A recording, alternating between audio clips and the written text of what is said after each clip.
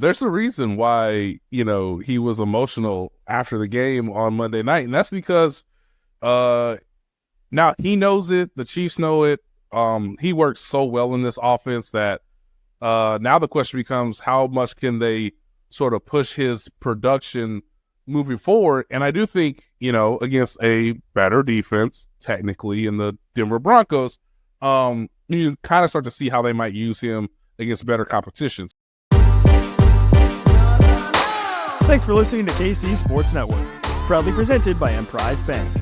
If you're thinking about starting a business or know someone who is, check out Emprise Bank's SBA loans.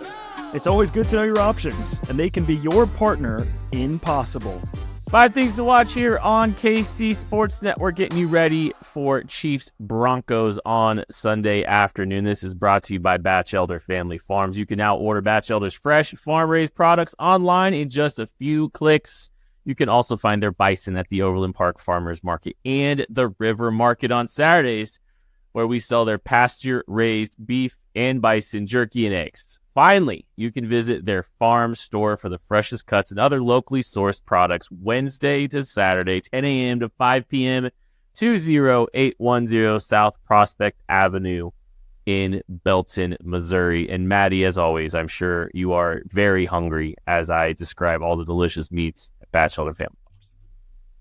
Yeah, I mean, as always, I'm very much salivating here thinking about this fantastic meat coming from Batchelder's Family Farms, and I wish I lived closer so that I could make my way out there more frequently than I currently get to.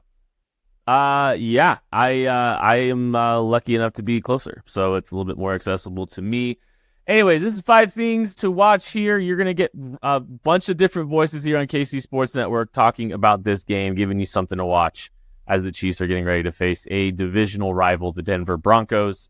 And, Maddie, we've had the trade deadline come and go. The Chiefs were rumored to be involved with some cornerbacks, namely one, Marshawn Lattimore. Nothing gets done.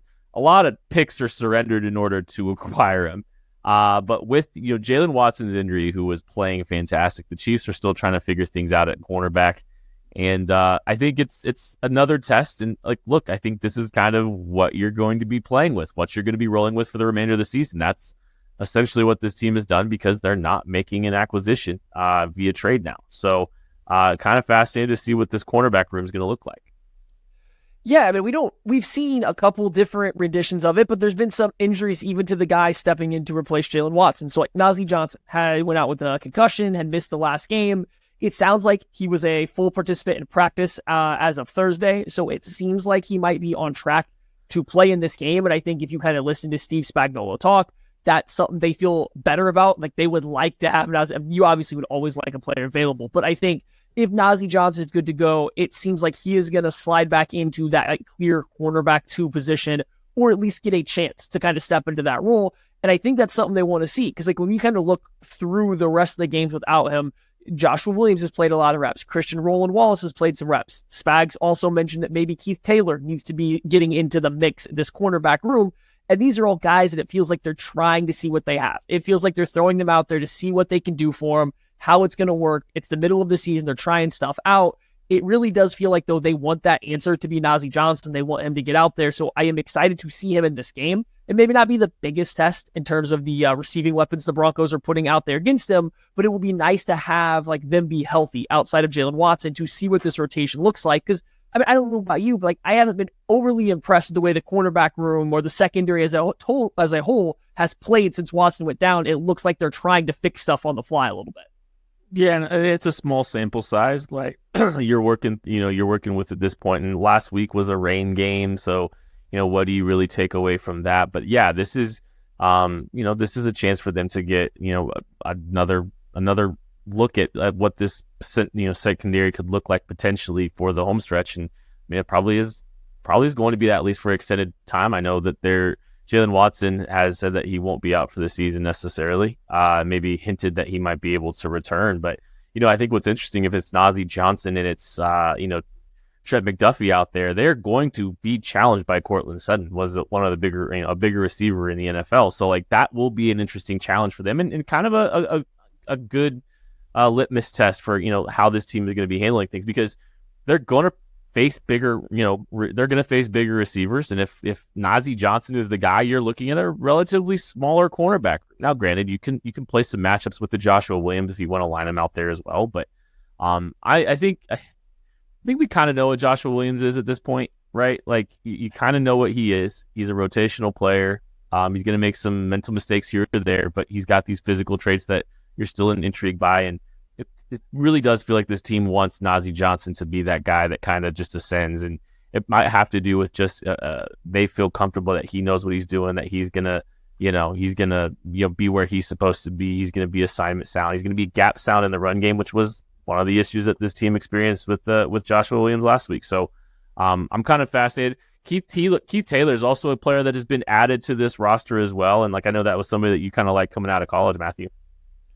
Yeah, so I just wanted to Joshua Williams has played legitimate snaps for the Chiefs in games that matter, right? He's played real snaps. So I do think they have a general idea of what they have with him. Mm-hmm. And the fact that they continuously try to replace him a little bit with other guys that they maybe don't know a lot about, or it seemed like Joshua Williams had to be completely phased out of the rotation, lets you know what they think about, I think, some of those reps that they have seen, right? And even now, it just seems like they're still, we like some of the stuff he does, but we wish he could do these other things better and stuff like that. So I really do think they would like somebody to jump Joshua Williams. And in practice, it seems like Najee Johnson's been that guy. We just haven't got to see it in a game, because as a rookie, he didn't play much. Then this last year, he was missed in with the entire season with a torn ACL.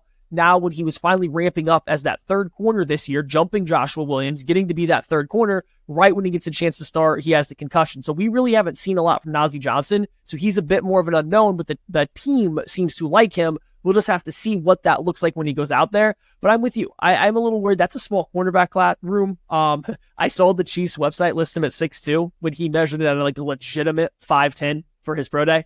So Chiefs website going crazy on that. And then Keith Taylor, getting him to mix in another Washington corner. You love that with the way Trent McDuffie's played, or other Washington corners around the NFL. They're going to be technically sound.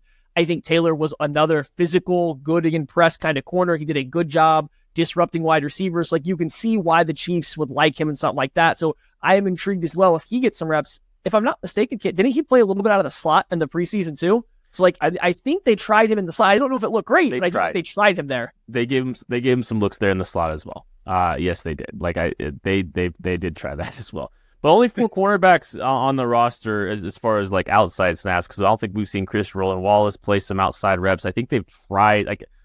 I think there's some talk that he can play a little bit outside if needed, but they really don't have a ton of players at that position right now. They've got 4. Those are the 4 that we just got done talking about, and a bigger receiving core for the Denver Broncos. It'll be an interesting matchup for this group. It's time to hear from our guy from Wednesdays with the KC Lab. Wednesdays are Matter Days, and Matt Hamilton's got something for you to watch for this game. The one thing I'm looking for in this game is the Chiefs' rush offense up against the Broncos' run defense, which has been really good so far this year. They're top 5 in the league in yards per carry allowed, just 3.98 yards per rush.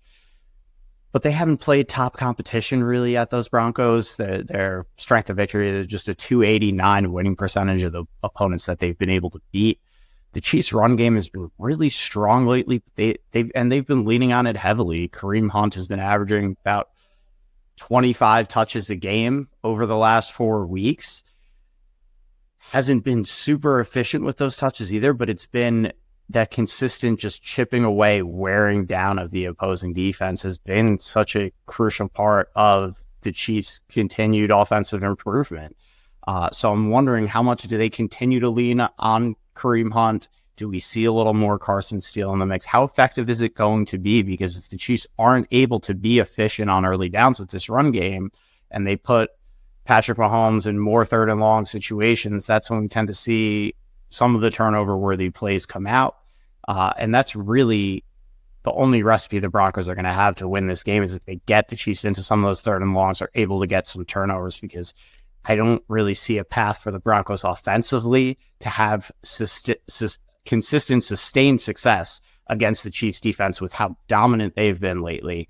And, it's going to be a hard time for Bo Nix in that game. I think Spags is going to have a lot dialed up for him. So really, the Broncos' path is to make the Chiefs inefficient on early downs, take away their run game, try to come up with a couple turnovers, and that's the only way I think they can compete. Otherwise, if the Chiefs have this run game going efficiently, they're able to get in third and manageables, I think it's going to be really hard for the Broncos to win this game.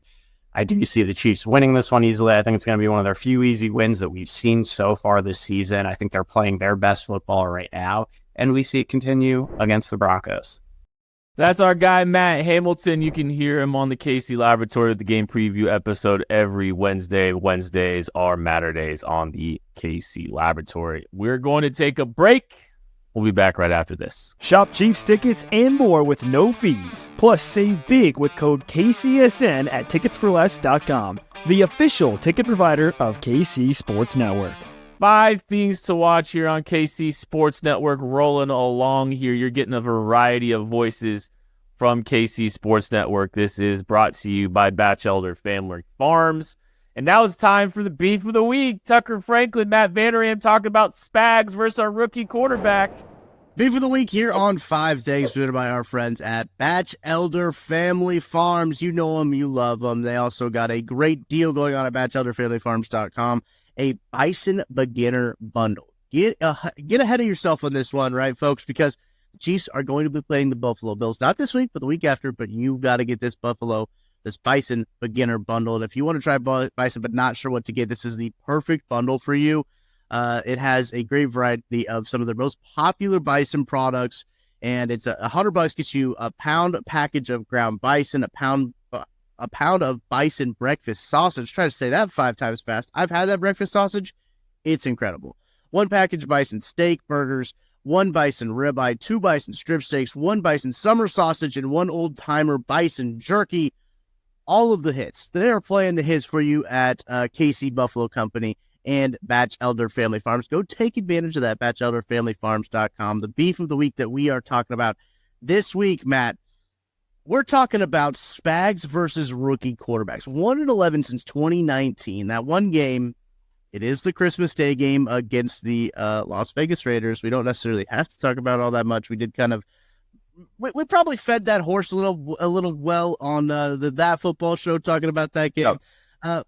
But Spags versus Bo Nix in this game, I think it could get ugly. Yeah, look, Bo Nix has played better recently, but also if you look at some of his games this year, there's been a little window dressing to it. He's been really bad for the first 2.5 quarters, and then he'll kind of come out of it. He played well for about a half of football against Baltimore. He played well against Carolina, who doesn't. So prior to that, Look, for the year, Bo Nix is looking at, he's throwing 8 touchdowns, 6 picks. He averages 6 yards an attempt. That is to mostly say he's not great. And they have no weapons. Cortland Sutton has almost 500 yards, 499. Nobody else has done anything. The next leading receiver is little Jordan Humphrey. It's not great. They don't have a tight end. They just simply, look, there's not a lot of juice there. So, yeah, I would expect that they're going to put McDuffie on Sutton and then basically just blitz the absolute crap out of Bo Nix this entire game and say, go ahead and do it. Beat us. Go ahead. Figure it out. How can you do it? I have deep reservations that Bo Nix is going to light the Chiefs up in this game. Whenever he's played a good defense this year, it's been ugly. The Chargers killed him. The Jets played really well against him. The Steelers did everything they could to stop him. He was terrible against Mike McDonald, and Seattle's not even that great defensively. When he's played good defense, it's just been a real struggle. And I think that's kind of what we're going to be looking at here on Sunday. I think it would be more insulting if Steve Spagnuolo was like, you know what? We're just going to straight up play you. We're not going to disguise anything. We're not going to do anything weird. We're going to play you straight up. Now, will Steve Spagnuolo do that? Probably not, because Steve Spagnuolo loves to throw kitchen sinks at literally every quarterback ever, I'm pretty sure, to make them have to process and think. And there were some blitzes that he was sending against Baker Mayfield earlier in the game, because the last drive they didn't blitz at all, which I thought was interesting. There's some blitzes that he was sitting is just how? You got to process that so fast. And that's how Spags is so good at against rookie quarterbacks, right? Is that a lot of the things that he does, there are ways to go against it, right? Like there are hots. Like if the receiver's hot and they know where to go, like it can be negated, just like with every blitz, right? The way that Spags is so good is that he confuses these rookie guys, making them have to think and process things a whole lot faster. So when McDuffie's coming out of the slot, that guy is open, but he's got to make that choice very quickly. And a lot of rookie quarterbacks, I think Bo Nix is going to be included in this group, can't make that decision very quickly. Yeah, no, it's tough because they disguise it really well, and they do very unorthodox things. So I would expect the Chiefs are going to get them in this game. They're probably going to see a couple balls thrown that he should just not throw. And there's probably going to be a couple times that there's a guy open and he gets sacked because he has no idea where to go with it. And that's not a knock on Bo Nix. That's kind of just like that's what they do. They do that to veteran guys. So a rookie quarterback, yeah, I mean, now granted, Bo Nix also had like 27 years of college experience. So maybe that helps out a lot. I don't know. But Same age as Baker, probably. They'll check me. But they, I imagine they will get them in this game. I think so too, and you can also get the Bison Beginner Bundle at Batch Elder Family Farms. Gear up for the Buffalo game if you're doing some tailgates locally in Kansas City. Or look, if you're going to Buffalo and you're taking buffalo meat with you, bison meat with you, that's a power move, I think. That would be a pretty strong power move. Go to Batch Elder Family Farms to check that out. $100 gets you a pound of ground bison, a pound of bison breakfast sausage, a package of bison steak burgers, bison ribeye, bison strip steaks, bison summer sausage, bison old timer jerky. Go check them out, Batch Elder Family Farms. We're going to go ahead and sit it back for more 5 things.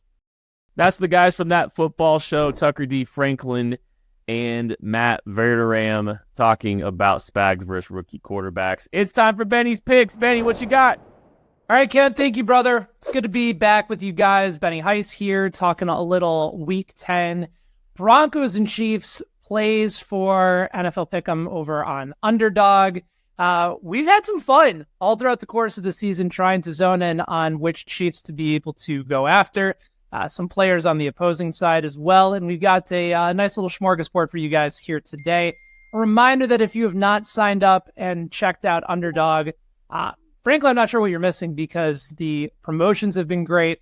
If you use that promo code KCSN when you sign up, you can score up to $1,000 in bonus cash on your first deposit. And if you are a new customer, you get to also enjoy a free pick, which for this week in Week 10 of the National Football League is C.J. Stroud of the Houston Texans to go higher than 0.5 passing yards. So if you're on board with C.J. going higher than that number, that's a nice little free pick to add into the mix.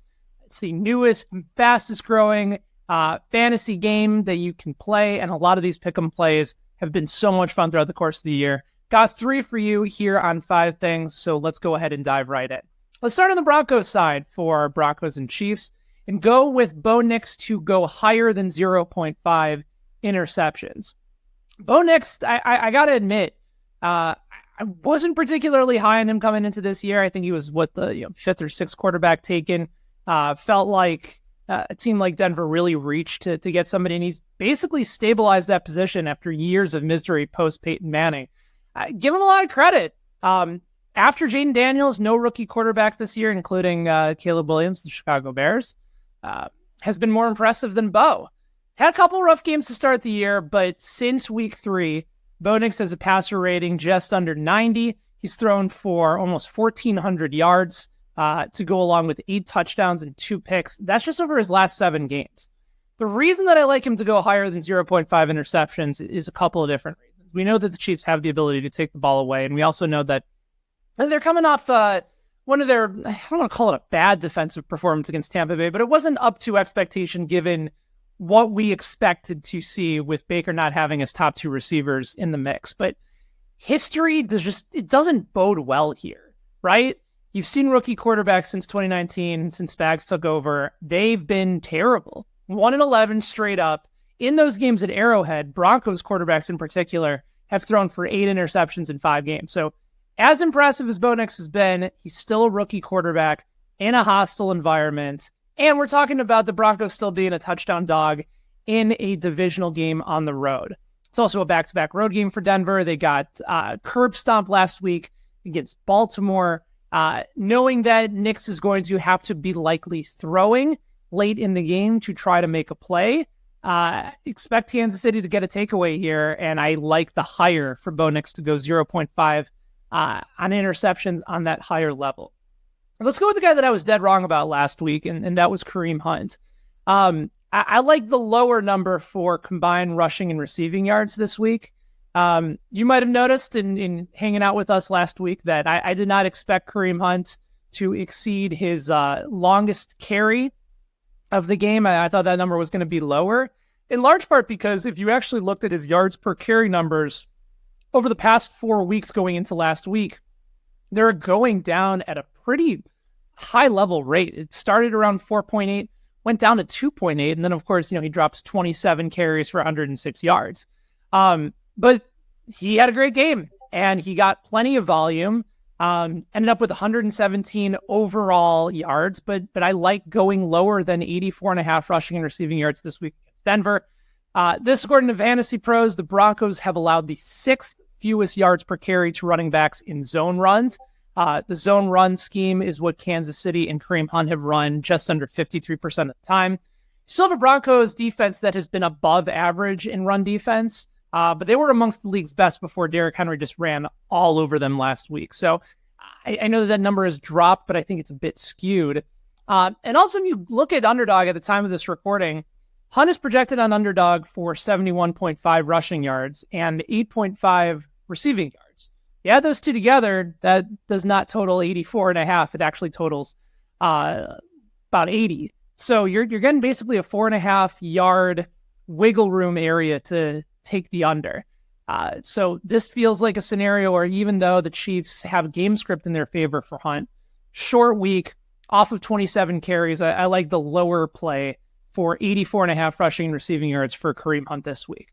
And then to wrap things up, I'm going to go with one more Kansas City running back. This time going on the higher side, I like Samaje Perine to go higher than 7.5 receiving yards against the Broncos. Kind of a two-part play. The first is that Perine has started to see more volume in the passing game over his last few games. Last week was his best as far as targets and receptions go. Had 4 receptions on 5 targets for 25 yards. Previous week he had more yards. He had 30, but a little bit more volume coming this way. I mentioned that I think Kareem Hunt may not get that same type of volume that we saw last week, given off the short week and the amount of volume that he had previous week. And Perine, if you actually look over his last 4 games, he hasn't done a lot in the passing game, but he's still gone above 20 receiving yards in those last 4 games that he's played. So the fact that you're still getting it at single digits, I just don't see that number lasting for the rest of the season. He still is making the most of his volume and the targets that come along with it, and you're starting to see more go along as the season progresses. They trust him in third down coverage. They trust him in pass coverage. I think you're going to see some more volume for Perine in the passing game, and 7.5, really like that number to go higher. If you want to try and go for an alternate number on Underdog, you can do so as well. Try and get that bonus structure and that payout a little bit higher. So again, picks for this week for Broncos and Chiefs. I like Bo Nix to go higher than 0.5 interceptions. Like Kareem Hunt to go lower than 84.5 rushing and receiving yards. And then lastly, Samaje Perine to go higher than 7.5 receiving yards. You can get all those plays available over at Underdog. Remember to use that promo code KCSN when you sign up. You get your free pick. CJ Stroud to go higher than 0.5 passing yards. Don't forget, you can get that first-time deposit offer up to $1,000 in bonus cash as well. Those are the plays for Week 10 between the Broncos and the Chiefs. And Kent, I will send it back to you. Shout out Benny Heisler for Benny's picks. Appreciate him as always. It's time to close things out with the guys from Only Weird Games, talking about that big addition the Chiefs made just before the trade deadline, and he's already making a big impact, DeAndre Hopkins. Chiefs-Broncos rivalry week, and Denver, Sean Payton, Bo Nix coming to Arrowhead, the first time for the rookie QB, but we're talking about a guy who just had a pretty big game in Arrowhead. Joshua Briscoe, Seth Kaiser, Nate Taylor from Only Weird Games here with you to talk about DeAndre Hopkins. 2 scores last week, Monday Night Football in Arrowhead, and really clearly opening some things up in this offense. He and Patrick Mahomes seem to already be pretty much on the same page. Nate, what are you seeing and hearing right now about what DeAndre Hopkins has been and will be for this offense going forward? Yeah, there's a reason why, he was emotional after the game on Monday night, and that's because Now he knows it. The Chiefs know it.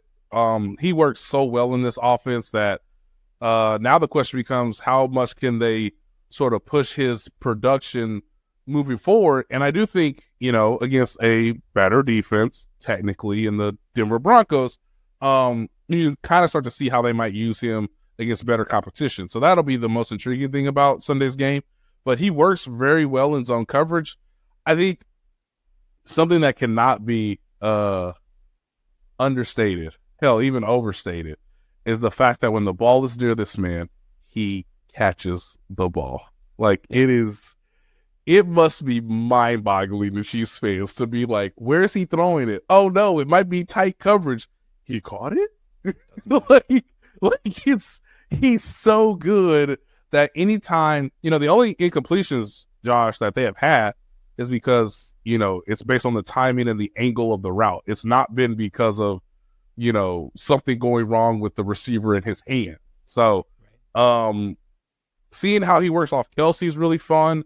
But I imagine, I wrote in The Athletic that, like, maybe DeAndre Hopkins leads the Chiefs in receiving touchdowns. He's only behind Xavier Worthy by one score.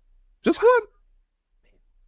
That's incredible. And this is sort of anecdotal and now cross sport. But I think Pitching Ninja sometimes will do the thing where they'll have a pitcher's motion, but it'll be blacked out or blurred out or whatever. So you can see the silhouette, but you can't see who the pitcher is. So can you identify the pitcher from the silhouette in motion here? I think I could identify DeAndre Hopkins catching a football in silhouette with like a 95% consistency. He is just one of the most unique catchers of the football. It's the huge hands. It's able to snag the ball out of thin air, the incredible radius, and the fact that he just never drops it. And maybe I'm also influenced by him having one of the best like wide receiver aesthetics of this generation. The hair, the gloves, everything about the way that he runs his routes. It's just, it was fun the second we learned about the trade.